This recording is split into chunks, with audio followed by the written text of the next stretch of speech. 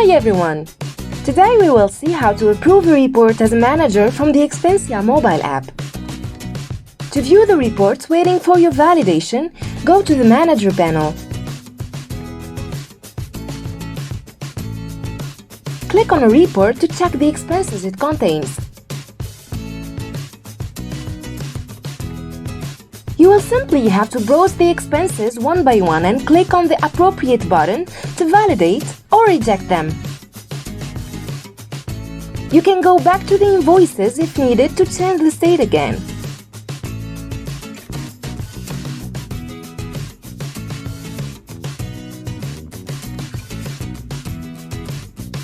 Once the expenses have been covered, you can validate your selection.